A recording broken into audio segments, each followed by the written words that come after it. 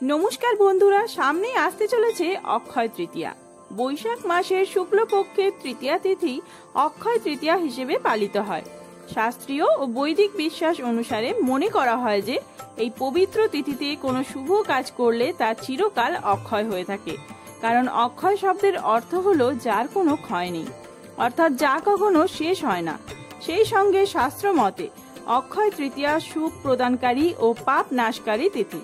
তাই চলুন বন্ধুরা, আজকের ভিডিওতে আমরা জেনে নেব 2024 সালে 1431 বঙ্গাব্দে অক্ষয় তৃতীয়া কবে পড়েছে, সম্পূর্ণ সময়সূচি, তৃতীয়া তিথি কখন শুরু হবে ও কখন শেষ হবে, অক্ষয় তৃতীয়ার পুজোর শুভ সময়, সোনা কেনার শুভ সময়, অক্ষয় তৃতীয়ার মাহাত্ম্য এবং এই দিন কোন কাজগুলি করলে পাবেন মা লক্ষ্মীর আশীর্বাদ। ভিডিওর মূল পর্বে যাওয়ার আগে মা লক্ষ্মীর অশেষ কৃপা পেতে কমেন্ট বক্সে লিখুন জয় মা লক্ষ্মী। শুভ অক্ষয় তৃতীয়া সকল দর্শক বন্ধুকে। যদি আমার চ্যানেল নতুন হয়ে থাকেন অবশ্যই চ্যানেলটি সাবস্ক্রাইব করে সাথে থাকবেন এইরকম ভিডিওর আপডেট পেতে। এই বছর অক্ষয় তৃতীয়া পড়েছে আগামী 10ই মে 2024 শুক্রবার। তৃতীয়া তিথি শুরু হবে 10ই মে 2024 বাংলার 27শে বৈশাখ 1431 বঙ্গাব্দের শুক্রবার সকাল 5টা 45 মিনিটে। তৃতীয়া তিথি চলবে ওই দিন শেষ রাত 4টে 50 মিনিট পর্যন্ত। এই অক্ষয় তৃতীয়ায় শুভ সময় থাকবে 10ই মে সকাল 5টা 49 মিনিট থেকে রাত্রি 12টা 23 মিনিট পর্যন্ত।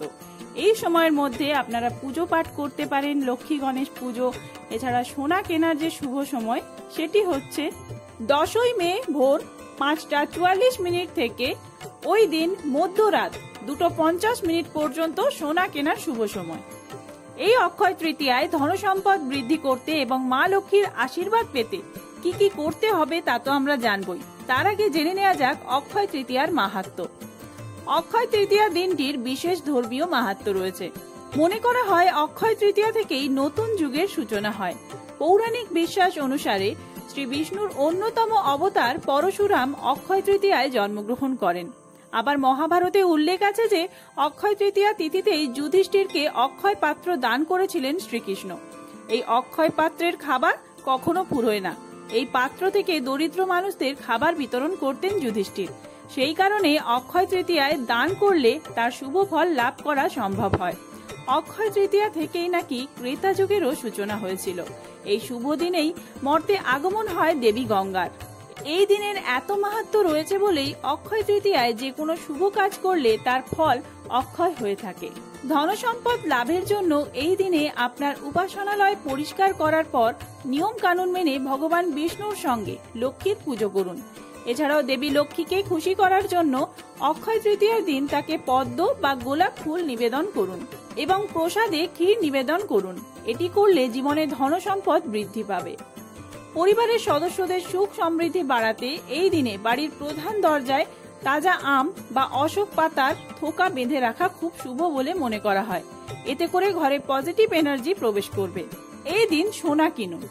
একটি ধর্মীয় বিশ্বাস আছে যে মা লক্ষ্মী স্বর্ণে বাস করেন এবং উত্তর দিকটি লক্ষ্মী এবং সম্পদের দেবতা কুবেরের বলে বিশ্বাস করা হয়। অক্ষয় তৃতীয়ায় সোনা কিনলে তা কখনো ক্ষয় হয় না এবং পরবর্তী প্রজন্মের জন্য বেড়ে যায়। এই দিনে সোনা কিনলে বাড়ির উত্তর দিকে রাখুন। এমনটা করলে আপনার উন্নতির পথ সুগম হবে বলে বিশ্বাস করা হয়। শাস্ত্র মতে যারা এই দিনে পরিবেশ রক্ষার শপথ নেন এবং আম, পাকড়, বট, আমলকি, লতা, জাম, নিম প্রভৃতি ফলের বৃক্ষ রোপণ করেন তারা অসীম পুণ্যের অংশীদার হন। তো বন্ধুরা, আজকের ভিডিওটা এই পর্যন্তই। এরপর অক্ষয় তৃতীয়া এবং বুদ্ধ পূর্ণিমার আরো অনেক ভিডিও আসছে। সেই সমস্ত ভিডিও দেখার জন্য চ্যানেলটি সাবস্ক্রাইব করে সাথে থাকবেন আর কমেন্ট করে জানাবেন ভিডিওটি কেমন লাগলো। ভিডিওটি ভালো লাগলে বন্ধুদের মধ্যে অনেক অনেক বেশি শেয়ার করবেন। সবাই সুস্থ থাকুন, ভালো থাকুন, ধন্যবাদ।